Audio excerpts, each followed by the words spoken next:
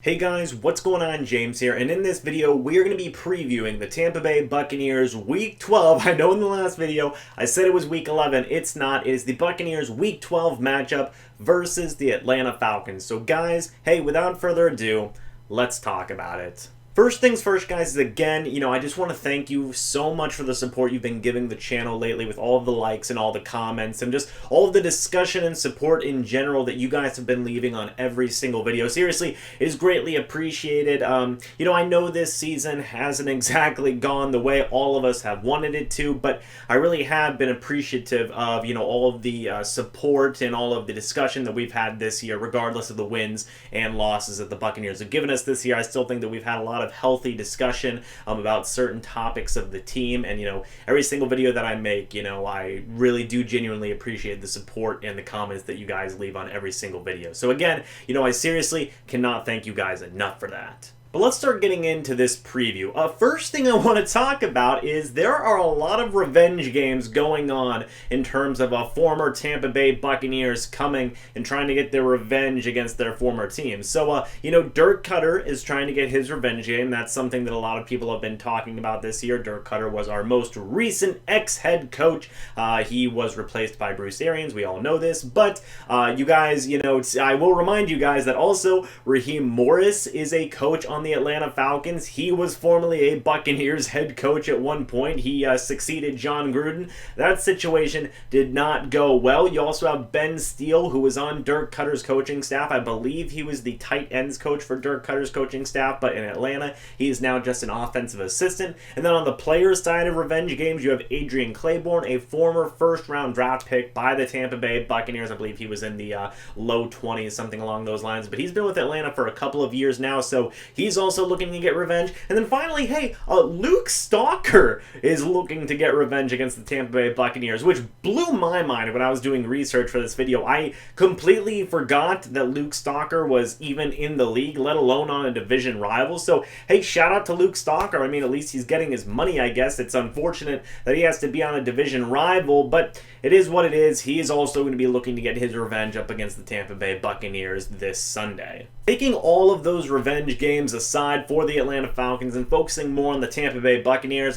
first thing I want to talk about, Jameis Winston. That's it. That's pretty much all I have to say.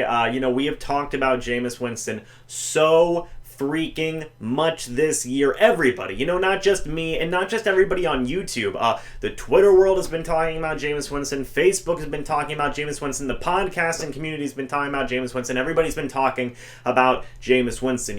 What's his next move? What's going to happen next? Jameis Winston ate a bowl of cereal today. Does that mean he's going to re-sign with the team? It's crazy, how we have viewed everything Jameis Winston has done under a microscope, but that's just the circumstances that have been given to us, because quite honestly, it is a very, interesting situation, I guess you could say, of whether or not Jameis Winston is going to re-sign, how Jameis Winston plays every week. There's a lot to look at in the case of Jameis Winston, and also since he's the quarterback, that pretty much magnifies it. So, just keep an eye on Jameis Winston. I'm not going to really go into much detail because I've been doing it for months now, as everybody else. So, yeah, Jameis Winston, there you go.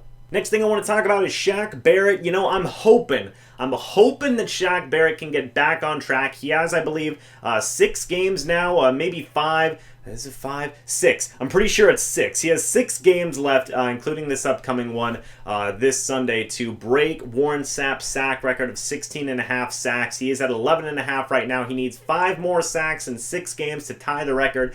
Can he do it? Yeah, I think he can. I think he can even break the record, but he's really going to have to be on his A game. You guys have seen it in games now. They've been doubling up Shaq Barrett. They've been blocking Shaq Barrett. They've been doing everything they can to stop Shaq Barrett. So, I really am hoping that Shaq Barrett can come in, break Warren Sapp's sack record, and we can finally have some, sustainability in our pass rushing game, because we haven't had that, since the days of Warren Sapp, Simeon Rice, among others. Gerald McCoy excluded, of course. So, yeah, Shaq Barrett, I really want him to get in there, get some stuff going. Him, JPP, I want those guys to, really just, keep the continuity going in terms of the Buccaneers finally developing a pass rush again on the defensive side of the ball. Next thing I want to talk about is the Buccaneers special teams unit. And I know nobody has necessarily been talking a whole heck of a lot about the Buccaneers special teams unit in great detail. So, hey, I'll do it in this video. Matt Gay, Jesus, can we talk about how good Matt Gay has been since the Giants game? I know he's missed some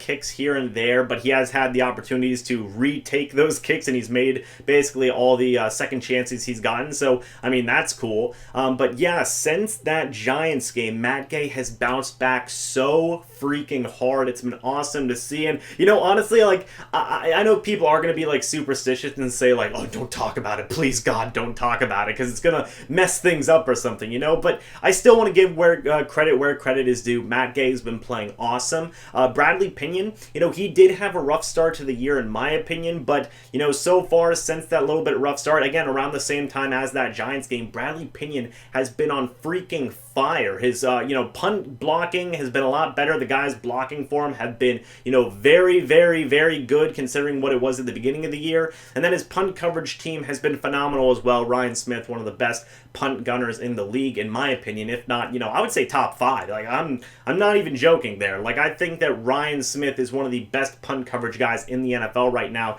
and it certainly makes Bradley Pinion's job a lot easier. But, even taking the punt coverage aside, Bradley Pinion's had some really awesome special teams play so far this year, and I've loved to see it. And then finally, TJ Logan, replacing Bobo Wilson as the returner. I have, very much enjoyed what I've seen from TJ Logan so far this year as a returner. I think he will be back as the Buccaneers returner next year, more likelier than not. So yeah, I'm just overall really happy with the special teams unit and how they have bounced back, because you guys knew at the beginning of the year, Matt Gay was missing some kicks to win some games. They had too many men on the field, 12 men on the field in certain special team situations.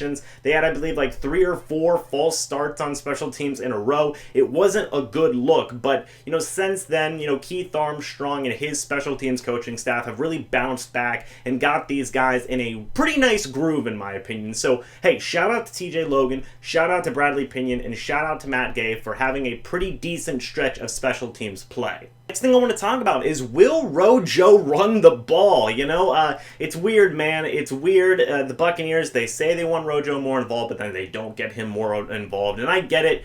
I totally get it. Whenever you're down in a game at the beginning of the game, especially last week versus the Saints, you're not going to run the ball because you're down 20-0 at the end of the first quarter. You're probably going to pass it for pretty much the rest of the game. But I would still like Rojo to get more involved, not just as a pure runner, but also as a receiving back as well. I feel like we didn't see that a whole lot last game, and I want to see that more moving forward because, hey, I think Rojo can do it. I really do think he can. I know Bruce Arians' biggest knock on Rojo so far this year has been his pass blocking, but even then, I still say, hey, why not? Just give him the touches anyway. I mean, he's your best, threat at the running back position, so why not have him out there as much as you possibly can? But, I'm not the head coach. I'm not a coach of anything, so I guess I'm just going to have to roll with it for now. But I would like to see Rojo, get more touches on the field, both as a pure running back and as a receiving back as well. Next thing I want to talk about is the offensive tackles. Please, guys, please. Hey, Donovan Smith, DeMar Dotson, you're never going to watch this video, but for everybody else watching this video, can we please just all hope collectively that the Buccaneers offensive tackles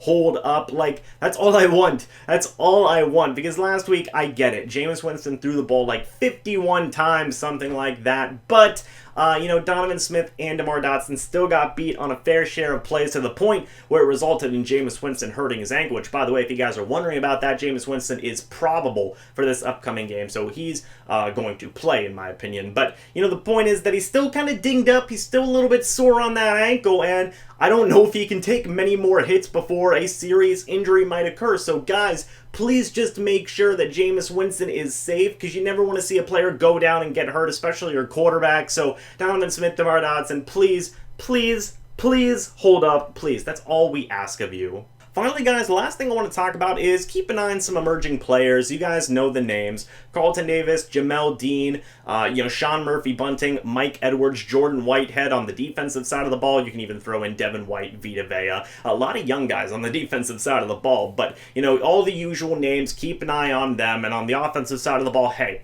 keep an eye on Scotty Miller, keep an eye on Rojo, like I've said in the past, and keep an eye on a guy like Alex Kappa, who I think has been playing very good this year, very underrated underrated, especially since, you know, he broke his freaking arm and finished the game. So keep an eye on all those guys, you know, some of the rookies, some of the second year and third year players, both on the offensive and defensive side of the balls. I would like to think they're going to be getting more snaps moving forward, more playing time to just develop and grow as players. So yeah, keep an eye on all of those guys. But anyway, guys, that's it for this video. I hope you all enjoyed. Let me know what you think about all of this down in the comments section below, and let's have some discussion about this upcoming game versus the Falcons. But guys, again, thanks so much for watching. Hope you all enjoyed. I will see you in the next video or the next live stream. But until then, and as always, guys, goodbye for now, and go Bucs.